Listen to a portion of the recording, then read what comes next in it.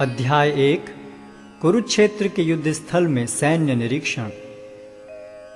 धृतराष्ट्र ने कहा, हे संजय, धर्मभूमि कुरुक्षेत्र में युद्ध की इच्छा से एकत्र हुए मेरे तथा पांडु के पुत्रों ने क्या किया? संजय ने कहा, हे राजन, पांडु पुत्रों द्वारा सेना की व्यूह रचना देखकर राजा दुर्योधन अपने गुरु के पास गया और उसने ये शब्द कहे, हे आचार्य, पांडु पुत्रों की विशाल सेना को देखें, जिसे आपके बुद्धिमान शिष्य द्रुपद के पुत्र ने इतने कौशल से व्यवस्थित किया है। इस सेना में भीम तथा अर्जुन के समान युद्ध करने वाले अनेक वीर धनुर्धर हैं, यथा महारथी युयुधान, विराट तथा द्रुपद। इनके साथ ही धृष्टकेतु, चेकितान, काशीराज, पुरुजित, कुंतीभोज तथा शैब्य जैसे महान शक्तिशाली योद्धा भी हैं।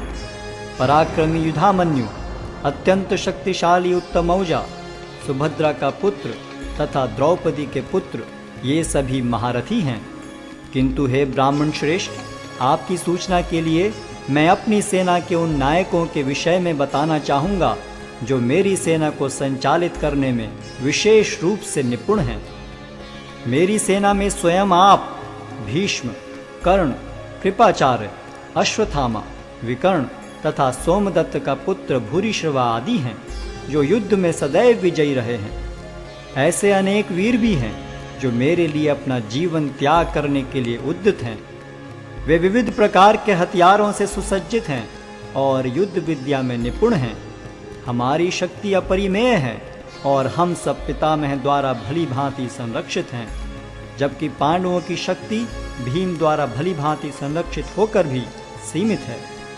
अतएव सैन्य व्यूह में अपने अपने मोर्चों पर खड़े रहकर आप सभी भीष्म पितामह को पूरी सहायता दें।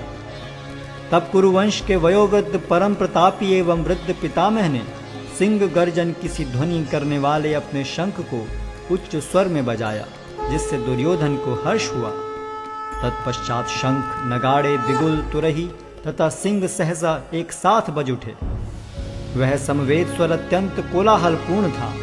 दूसरी ओर से श्वेत घोड़ों द्वारा खींचे जाने वाले विशाल रथ पर आसीन कृष्ण तथा अर्जुन ने अपने अपने दिव्य शंख बजाए। भगवान कृष्ण ने अपना पांचजन्य शंख बजाया, अर्जुन ने देवदत्त शंख तथा अति भौजी एवं अति मानवीय कार्य करने वाले भीम ने पौंड्र नामक भयंकर शंख बजाया। हे राजन, कुंती पुत्र राजा युधिष्ठिर ने अपना अनंत विजय नामक शंख बजाया तथा नकुल और सहदेव ने सुघोष एवं मणिपुष्पक शंख बजाए। महान धनुर्धर काशीराज, परम योद्धा शिखंडी, धृष्टद्युम्न, विराट, अजय सात्यकी, द्रुपद, द्रौपदी के पुत्र तथा सुभद्रा के महाबाहु पुत्र आदि सबों ने अपने अपने शंख बजाए। इन विभिन्न शंखों की ध्वनि कोलाहलपूर्ण बन गई, जो आकाश तथा पृथ्वी को शब्दायमान करती हुई धृतराष्ट्र के पुत्रों के हृदय को विदीर्ण करने लगी। उस समय हनुमान से अंकित ध्वजा लगे रथ पर आसीन पांडु पुत्र अर्जुन अपना धनुष उठाकर तीर चलाने के लिए उद्यत हुआ।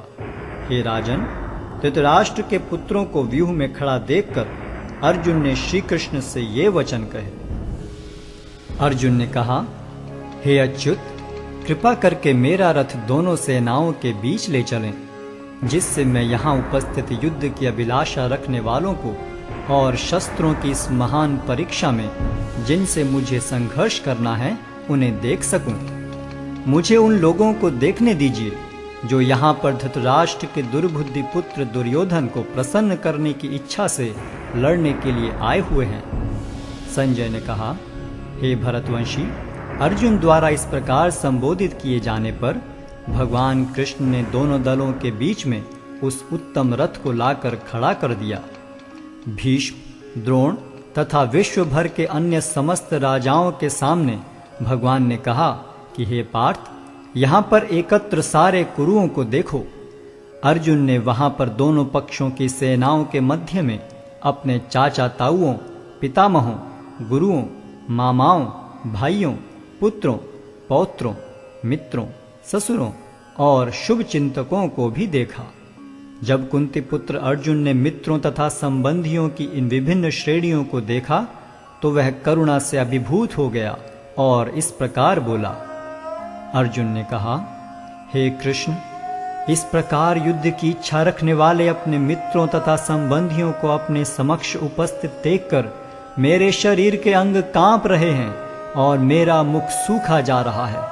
मेरा सारा शरीर कांप रहा है, मेरे रोंगटे खड़े हो रहे हैं, मेरा गांडीव धनुष मेरे हाथ से सरक रहा है और मेरी त्वचा जल रही है।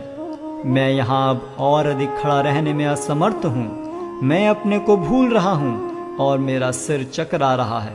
हे कृष्ण, मुझे तो केवल अमंगल के कारण दिख रहे हैं।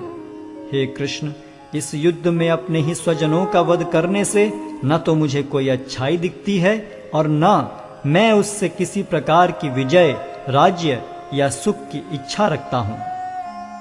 हे गोविंद, हमें राज्य, सुख अथवा इस जीवन से क्या लाभ, क्योंकि जिन सारे लोगों के लिए हम उन्हें चाहते हैं वे ही इस युद्ध भूमि में खड़े हैं। हे मधुसूदन, जब गुरुजन, पितृगण, पुत्रगण, पितामह, मामा, ससुर, पौत्रगण, साले तथा अन्य सारे संबंधी अपना अपना धन एवं प्राण देने के लिए तत्पर हैं और मेरे समक्ष खड़े हैं, तो फिर मैं इन सब को क्यों मारना चाहूंगा, भले ही वे मुझे क्यों न मार डालें। हे जीवों के पालक, मैं इन सबों से लड़ने को तैयार नहीं, भले ही बदले में मुझे तीनों लोग क्यों न मिलते हों। इस पृथ्वी की तो बात ही छोड़ दें। भला धृतराष्ट्र के पुत्रों को मारकर हमें कौन सी प्रसन्नता मिलेगी। यदि हम ऐसे आतताइयों का वध करते हैं तो हम पर पाप चढ़ेगा। अतः यह उचित नहीं होगा कि हम धृतराष्ट्र के पुत्रों तथा उनके मित्रों का वध करें। हे लक्ष्मीपति कृष्ण, इससे हमें क्या लाभ होगा और अपने ही कुटुंबियों को मारकर हम किस प्रकार सुखी हो सकते हैं। हे जनार्दन, यद्यपि लोक से अभिभूत चित्त वाले ये लोग अपने परिवार को मारने या अपने मित्रों से द्रोह करने में कोई दोष नहीं देखते, किंतु हम लोग जो परिवार के विनष्ट करने में अपराध देख सकते हैं, ऐसे पाप कर्मों में क्यों प्रवृत्त हों। कुल का नाश होने पर सनातन कुल परंपरा नष्ट हो जाती है और इस तरह शेष कुल भी अधर्म में प्रवृत्त हो जाता है। हे कृष्ण, जब कुल में अधर्म प्रमुख हो जाता है तो कुल की स्त्रियां दूषित हो जाती हैं और स्त्रीत्व के पतन से हे वृष्णिवंशी अवांछित संतानें उत्पन्न होती हैं। अवांछित संतानों की वृद्धि से निश्चय ही परिवार के लिए तथा पारिवारिक परंपरा को विनष्ट करने वालों के लिए नारकीय जीवन उत्पन्न होता है। ऐसे पतित कुलों के पुरखे गिर जाते हैं, क्योंकि उन्हें जल तथा पिंडदान देने की क्रियाएं समाप्त हो जाती हैं। जो लोग कुल परंपरा को विनष्ट करते हैं और इस तरह अवांछित संतानों को जन्म देते हैं, उनके दुष्कर्मों से समस्त प्रकार की सामुदायिक योजनाएं तथा पारिवारिक कल्याण कार्य विनष्ट हो जाते हैं।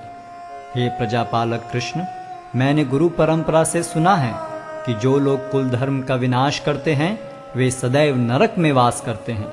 ओह, कितने आश्चर्य की बात है कि हम सब जघन्य पाप कर्म करने के लिए उद्यत हो रहे हैं। राज्य सुख भोगने की इच्छा से प्रेरित होकर हम अपने ही संबंधियों को मारने पर तुले हैं। यदि शस्त्रधारी धृतराष्ट्र के पुत्र मुझ निहत्थे तथा रणभूमि में प्रतिरोध न करने वाले को मारें तो यह मेरे लिए श्रेयस्कर होगा।